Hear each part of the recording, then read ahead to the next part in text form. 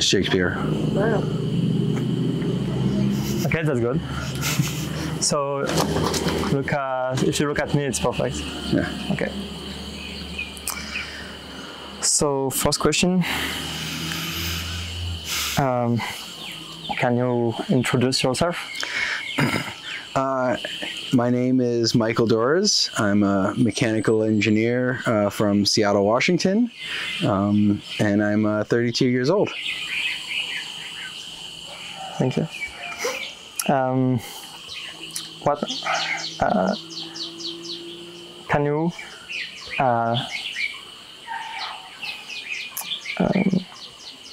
tell us your story?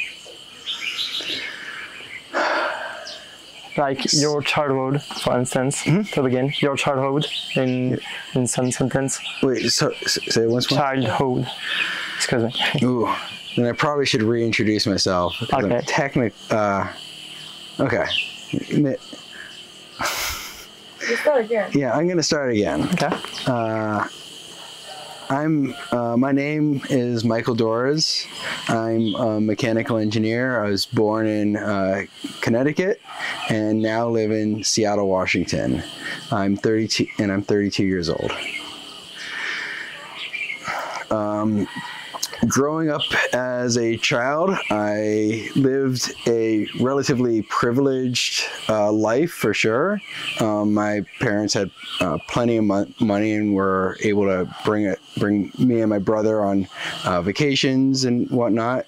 But I also had some struggles with making friends and also with some learning capabilities. So I was always struggling with language and understanding people very well. And that kind of made me feel ostracized for a good portion of my life. And after, does it last during your high school and university? Yeah. So it definitely lasted. It lasted through middle school, and then in high school, I started to learn some coping mechanisms to try to blend in. So a lot of, and that has definitely followed its way through college as well. And it ended up kind of making me into more of a people pleaser. So, to try to become like others, to blend in, and, and which ended up kind of losing some of myself in that. What was this ways to integrate yourself with others?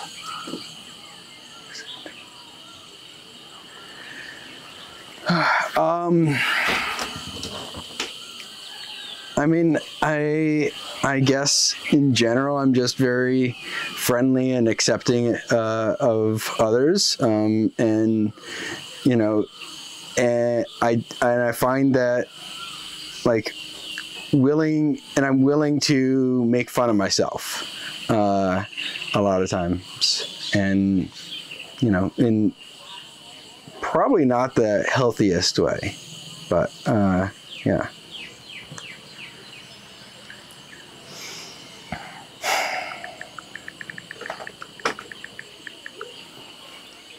Okay, you have a lot of hindsight, I guess. I think. How does it happen? How does it happen?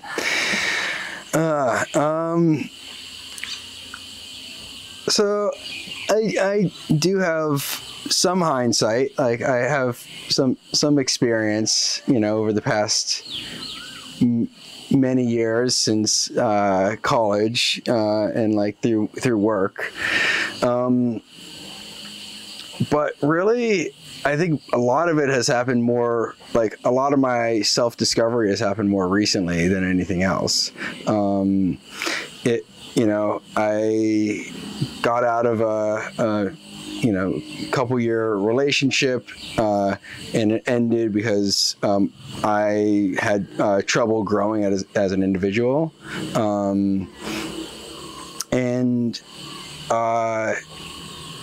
Really, with the start of COVID and everything, struggle to figure out where I belonged and like what the meaning of what I was doing, or what to find meaning in what I was doing.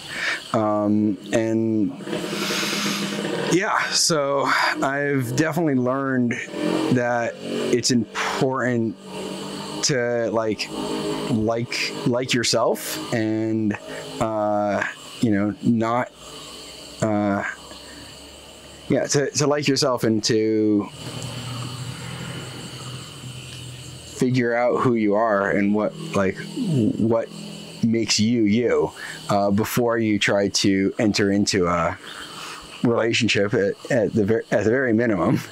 Like it's important to learn and grow, and it not only makes you a better person for learning, it also will help you in the long run, because you're going to just be that much more intelligent, that much more self-confident, and that much more sure that when you're finding your way, you know that that's the right way, or at least have an idea that it's the right way. I don't know. I still don't really know what I'm doing, but yeah, I have little bits of hindsight, only little bits. Could you let's travel this week? Okay, yeah, so, it gets sweaty. Don't worry. So what were the ways to take some insights? Because you said you had a little because of experience, but did you try some experience to come in a center of meditation center? Did you have done some other things like that? Okay, so my previous experience with trying to find hindsight, or trying to figure out myself, has really been mainly through therapy. I've been in and out of therapy all my life, and until recently, I've never really gave myself to therapy and really tried very hard to make improvements. I kind of went through the motions. And I think one of the biggest changes was once I realized that I needed to change and was motivated to make changes, I was more open in therapy and was actually able to kind of make some self-discoveries. And I think that's heavily where it started. What was the trigger? The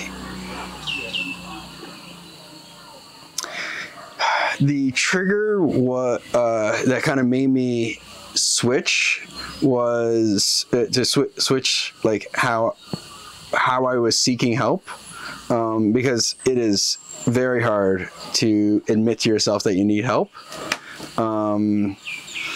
Was really just how depressed and unhappy I was feeling. I just didn't. Yeah, I just was in these long sessions of extreme sadness, and it I knew, I'm usually a very happy person. In general, I hold myself as a happy person. So having these experiences of just complete sadness was really hard for me. And it made me push to figure out what is wrong and admit that there is something actually wrong, and that I need to do more than just wave my hands and say I'm okay. Okay. Very interesting. really. Thank you for sharing all of this. Yeah. Vu que tu me passes ton tel, après, pour que je filme la scène, parce que j'ai pas de stabilisation sur mon... Tu veux filmer quoi? Ah, la scène. Ok. Ça te dérange pas? Non, vas-y. Je veux bien que tu me le refiles après parce que j'ai mes questions dessus.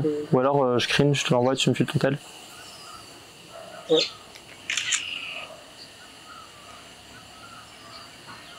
Je t'envoie par WhatsApp.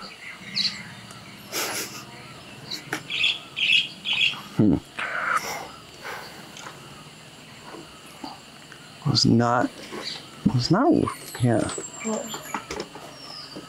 easy? No, yeah. It's not the easiest questions Comment tu to dis rapport? answer. Le rapport? Quel est ton rapport avec la famille? Le rapport avec? Ta famille? Yeah, It's it, been great though. yeah. Like I know I'm usually pretty vulnerable, To make it forever. but like this is kind of an extreme level of vulnerability because I don't know if everyone's gonna be able to see this. Yeah. So another question, more light maybe. I'm not sure. What was your link with travel before? You began. Did you travel before, or did you travel a lot? So prior to coming to Thailand, I've been to Mexico about 4 times, Costa Rica. I've been to Italy and Greece, but the only place that I've ever been to alone was I went to Mexico last Thanksgiving, November. And that was kind of I actually felt like that was a big awakening point for me, of where I felt like I was kind of finding some of what I like to do, because prior, when you're traveling with someone, you're always in some ways making compromises on what you're doing, and like a lot of the times I was pre-planning or in all those cases I was either pre-planning those trips or going with family or something of the sort. So I've done a little bit of traveling that's outside of the U.S. I've done a decent amount of traveling inside of the U.S. as well. I end up going on ski trips many times. I mean, this year I've been skiing like 50 days, and there's plenty of mountains in the U.S. I love hiking, so I have been to a whole bunch of national parks in the States to go hiking. And yeah, I've done a couple longer road trips, like mainly like either one from basically Utah back to Boston, where I went to school, and then one where I went from Connecticut all the way out to Seattle when I moved out there 10 years ago. Okay. Yeah. Oh. Do I need to restart? Do I need to restart that one? Okay. I restarted that. It was for the live. Yeah. Okay. So go on. You said you visited your family in Mexico. No. You plan to visit your family? No. My first solo trip was in Mexico. And before you used to plan with your family? Yeah, before that, I have done some trips with most of my trips have been with my family, most of them in the United States, some with previous people I've been in relationships with, to other countries or in the United States. Okay. But yeah, so Mexico was the first one that I did solo without anyone else to have any opinion, where it was only me making decisions on what to do, which has been a big, for me, has been, how do I figure out who I am, what I want to do, and traveling seems to be a really good method for me to do that, and solo traveling specifically. Of course, you have to choose all the things. So very very true. So what are your links with your family nowadays? Yeah, so I've my parents are still together, and I have a brother that's in Denver, Colorado, and like we're close when we're together, and like I'm definitely closer with my parents than I am with my brother, and I am trying to connect more with my parents mainly. I think I'm going to eventually work on connecting more with my brother, but we have like it's a very independent relationship. Like we all love hiking and stuff, so we're happy to go on hikes together, but it's harder for us to discuss a lot of the emotional things, and I think that's a lot because we never really kind of got very emotional with each other as I was a child, and like I think my whole family has only recently gotten better at this kind of stuff. Okay.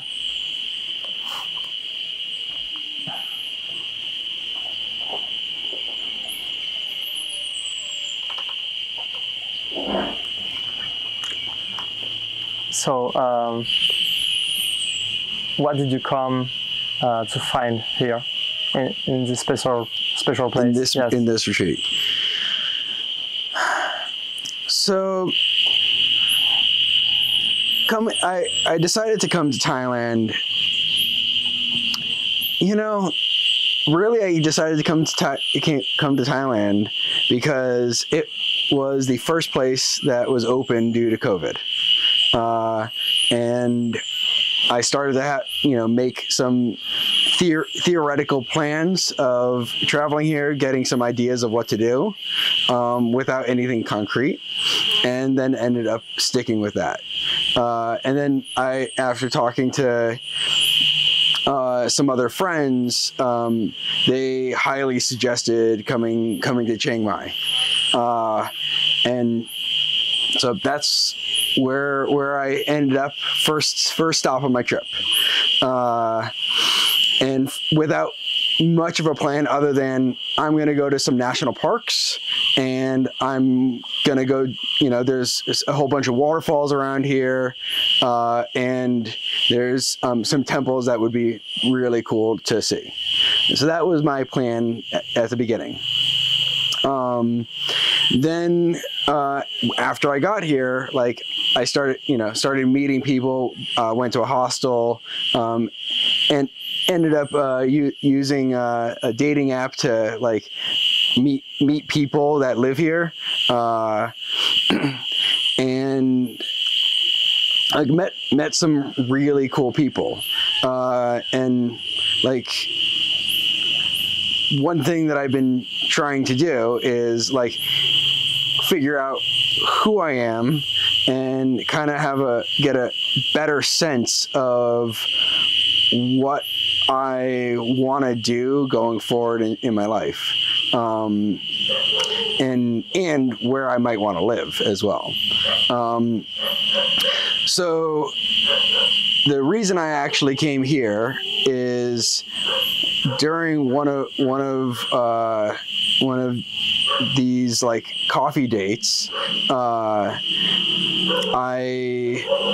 in discussing this, it was suggested to me that I go to a retreat and try it out, and I was actually given the name of a retreat that's actually further past Pai, to try out, that was that's also highly rated, and thought about it, but it was going to be a lot longer of a drive, so I actually just Googled and found this place, which was it honestly was just conveniently located. Then after I picked this place to go, I met like 3 other people at the hostel that I was staying, who either had already been here and were extremely happy with coming here and were like, this is a great experience, or were planning on coming here in the near future. So that ended up getting me even more excited to come here and kind of learn how to meditate. My goal, like for what I wanted to learn, because I intentionally tried to not set any expectations of anything to come out of here. But what I was hoping is to learn how to meditate better, and figure out how I can actually turn meditation into a habit, because I've meditated before and have always struggled to keep it going. And specifically, I've been using like guided meditations, and more recently, those guided meditations I've listened to them so many times that the words kind of just fade in the background, and my mind ends up being super scattered. So I've been just hoping that I would find better ways to meditate. Okay, so by curiosity at the beginning. By curiosity? Your curiosity? Yes, it was by curiosity because your friends said you it was cool. Yeah, it was curiosity, and it felt like the right path. It was,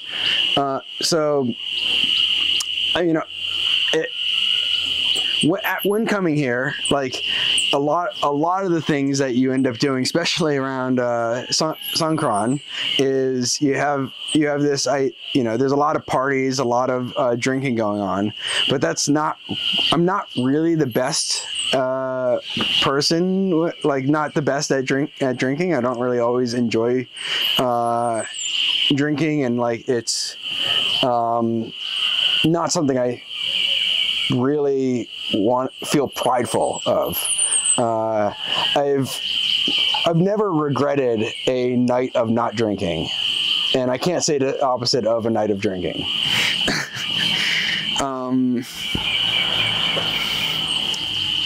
Yeah, so like even before I left for Thailand, I knew that part of this journey I wanted to be with myself and like learn more about myself. And what better way than to go to a meditation retreat where you're kind of not forced, but you're kind of forced to be with yourself. I was actually really afraid of coming here. Before I got here, I actually thought it was a silent retreat. And a minimum of 3 days of just complete silence kind of was a little frightening, because I've never been with just myself without talking for 1 day, let alone 3. But after coming here, I'm now I feel way more one with myself, and I actually kind of am excited about the thought of going to one of those silent retreats, because I think it would just enhance the experience. Okay. There is a squirrel. Oh, nice. Like a chipmunk, right? I think it is a chipmunk. It's smaller than a squirrel. There's the stripes. That's so cool. It's so cool, yes. Hello. Are you alive? Oh, there's your spider ant. No, that's flying. That might just be an ant. Where is it? Right here. You're gonna come to me, aren't you? Spider squirrel. Spider squirrel. Okay, so you're trying to find yourself. Mm-hmm. Yeah, actually, you have already find. I don't know how it happened, but you already find a way to walk, a way to how to explain. a way to study because you studied something and you worked in it during 10 years. So I assume that it was by choice. Wasn't so okay, so after high school, decided to go into engineering because it's heavy in math and science. I'm pretty good at math and sciences. And it felt like from there I could go into any field I wanted. And then I actually made the similar choice of choosing mechanical engineering because I thought, this is a great way to not make a decision. I don't have to decide yet of what I actually want to do. Now, looking back, do I actually really love mechanical engineering? I don't know.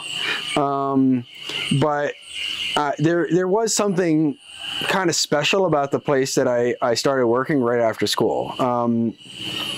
And so I work for an aerospace tooling company. Basically, we build airplane factories. I've done a lot, some tooling design. I've done some project management. I've built holding fixtures for satellites, and I've also have become heavily involved in a lot of our software systems, like internal software systems to help train and develop and manage them. And the latter is actually kind of the thing that I'm most interested in, being able to have people have these problems and be able to know how to fix them and be able to fix them in a relatively quick manner. And one thing that I've always struggled with enjoying about engineering or mechanical engineering is that that you're working on this problem for so long that by the time that you get the parts in that you've been designing for months, it's 6 months later and you're just so fed up with the process. So yes, there's things that I enjoy about it. There's a lot of freedom at my company. I more or less am able to buy whatever I want, kind of control my time however I want. I don't know. I wouldn't not consider myself to really have a boss. It's a very self-managed company. So you end up with a lot of responsibility, but also a lot more freedom than you would have at almost any other company. So there's something really nice about that, and it also attracts some really cool people that especially starting out, I really enjoyed the social aspect of my job. And lately, ever since COVID, a lot of people have been leaving, and the morale hasn't been the same. And that social aspect has disappeared. And that is one of the things that I have been struggling with specifically at work. But was it something? Okay, so when you were in high school, it was something you liked. Yes. In high school, designing, coming up with designs was always interesting to me. Mm-hmm. But I don't know if I would say that was necessarily my passion. But it definitely was out of anything else, it seemed like the right direction to go. You're as a human being in this society, you're kind of from birth directed, to a path. You're born. In 5 years, you start school. Then you end up going through high school. You end up going through college. You get a job, and you kind of have these stepping stones. Like I even you know, bought a house, like have a dog, like I have all these things that like society tells you that you're supposed to do, supposed to have. So I think a lot of my life I had just been following that like society's path without really questioning it, because you know I never really trusted or had much of an opinion of my own. Do you have other areas that you see from afar and that you might like more than engineering? Or did you have any occasions to see what is another career? So there's definitely a lot of different career paths that one can take in their lives, and you know, engineering has definitely been like the one that I've felt that I can handle to make me and also make me the most amount of money, which, you know, a year or two ago, I would say was a very much more critical factor than I would say now. So like in engineering, there's also a whole lot of things, and also there's things that interest me more than specifically what I've been working on. But as far as passions go, like I've thought a lot about what else I could be doing. Like I grew up water skiing, I grew up snow skiing. I you know, can scuba dive, you know, do a lot of biking, a lot of hiking, and have thought for years of, is there a way that I could, you know, make one of these activities into what I do for a living. And like in each of them, there's totally ways to do it. There are totally ways to do it. And like only recently have I actually put some real thought into that, and some real thought into like what is the actual steps that I would need to take to, you know, to become a, you know, dive master or become a ski instructor, you know. But at the same time, am I really willing to forego such, you know, the change in salary is significant. So am I really willing to let all that go? I don't know. I'm still kind of working on that.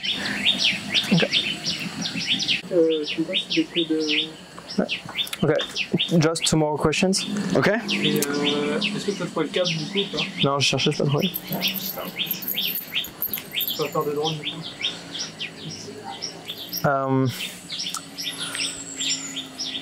Did you ever try mushrooms? Like it's a drug? Have I ever tried mushrooms? Yes, I've tried mushrooms and LSD, but honestly, not until about a year ago. About a year ago is when I first tried LSD. And yeah, I was out camping with my partner at the time, and was a great experience. It was one of the things that it was one of the things that I was trying to use to try to figure out, like, you know, gain more insights into myself.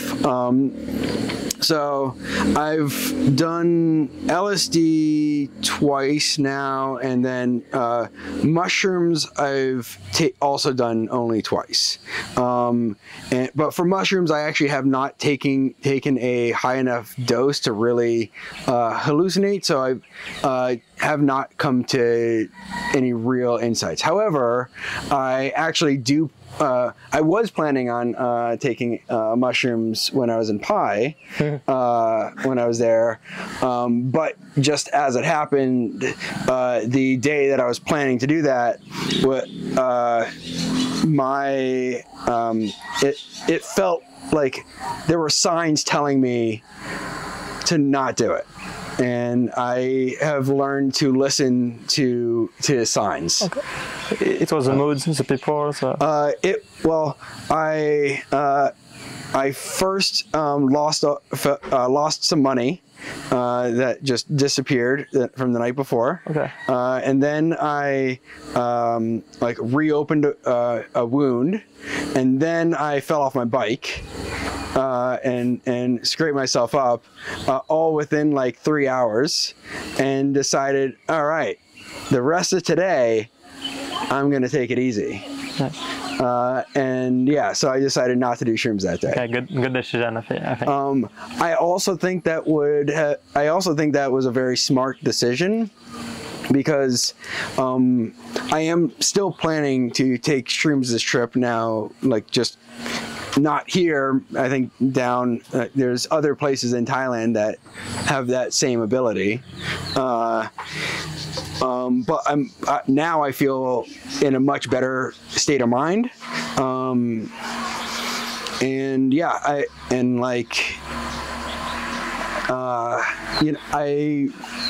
recently lost someone, so like it was. I think it would have been very, very difficult, like before now, to like do that and have that experience. You what? You lost someone? Yeah, You're not. It's not mandatory medication. Yeah. Okay. So my uncle passed. Like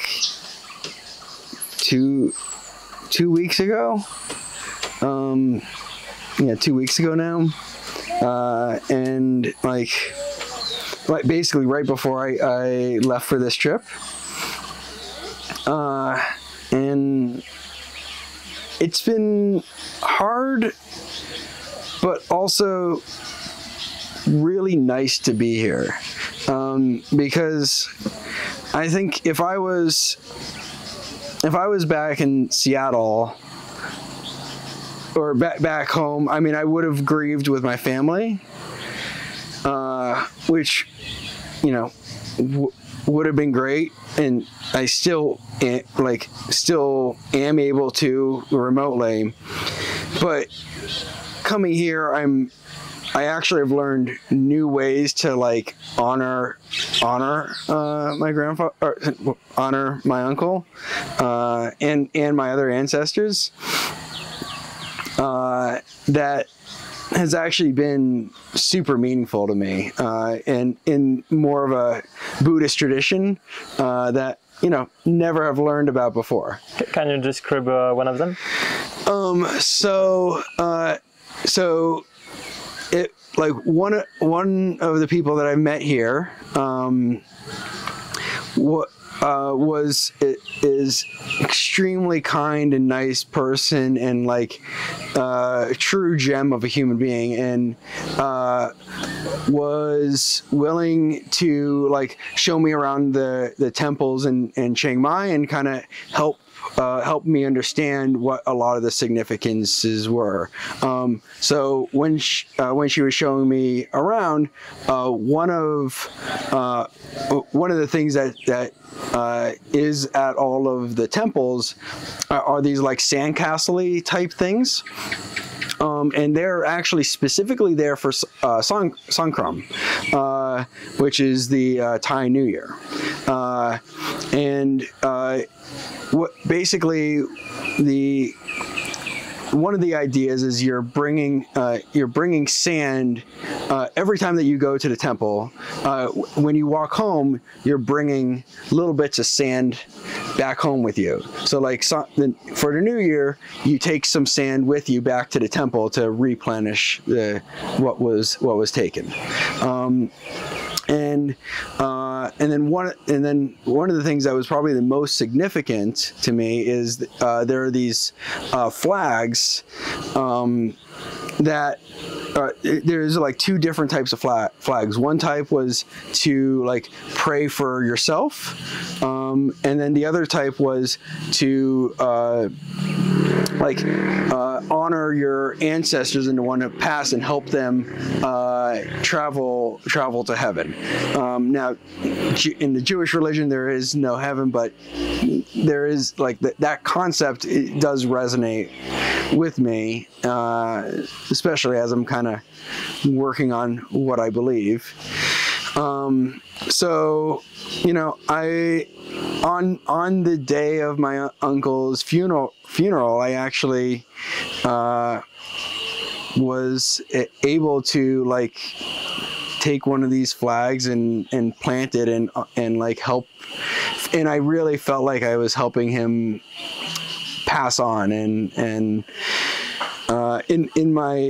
in kind of my own way, but in an honored way that, you know, honestly would never have known about or done if it wasn't for this like coincidence of getting this tour on this day and having all these traditions kind of line up. Like if it wasn't Songkran, it wouldn't have happened. If I didn't meet this person, and she wasn't willing to like show me around, this wouldn't have happened. So like I just felt so blessed and lucky to have learned this and been able to have this experience, you know, on that day, because previously on this trip, I had been doing a lot more adventuring, and, you know, hadn't really like the way in doing like traveling to Thailand the way I usually do vacations, which has always been extremely fast. Like do as many things as possible in as little time as possible. And doing that makes it really hard to think and grieve. And like the fact that the day that the funeral was happening, which I actually got the days wrong, so I thought it was going to be the next day, and it just happened to be this day. It was, yeah, it was very touching, and yeah, it was great. It was super, perfectly convenient. It was like the perfect coincidence, and it kind of cemented the fact that this journey that I'm on is the right journey, that letting things happen however they're going to happen is what I'm meant to be doing, and that if I just let be what will be, I will be where I'm supposed to be. Perfect. One last small question. It might have been another 30 minutes. It's yes. Control? Okay. Yeah. No, I was in control. I know we. Yeah, just because of the camera, you said. Yes. Yeah. At least. Yes, of course. Just so.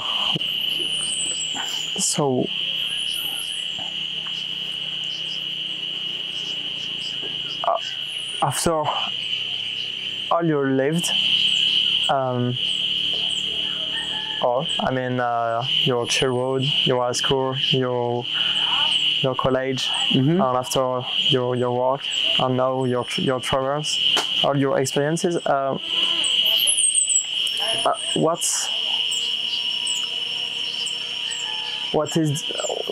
do you think is your best decision, or if you don't have taken yet, what do you think it will be?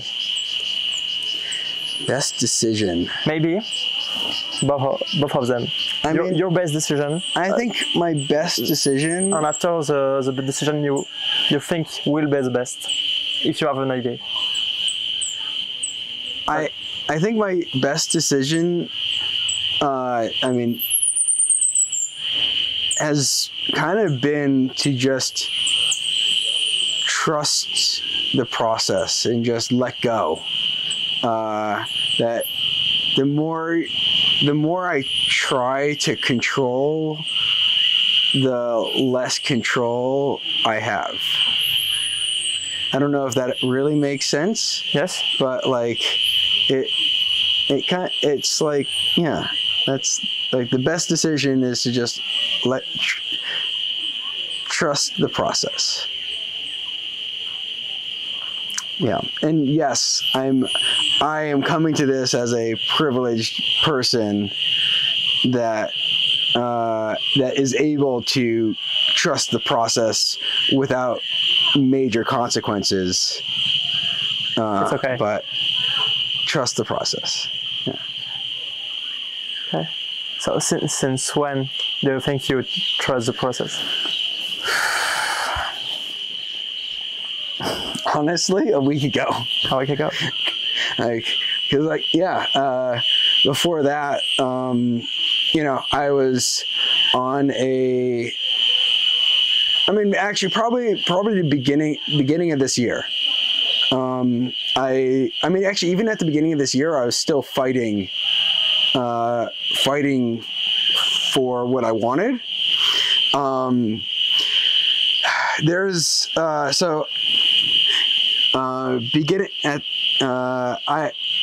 Part of my plan for this sabbatical that I'm on was to travel around in a camper van and do my ski trip in a camper van. So I went and bought a camper van back in October, had it all fixed up, and even went on a trip with it in December, and then as soon as I got it back home, someone crashed into it and completely totaled it, and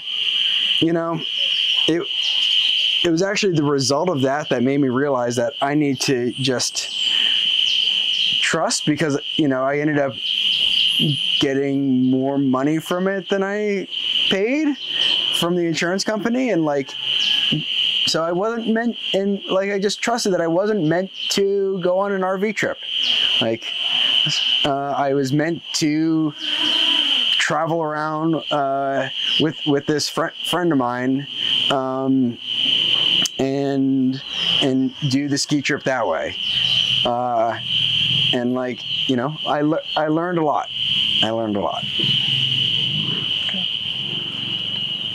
All right. All right. Holy Then, crap, that was intense. thank you so much. Oh.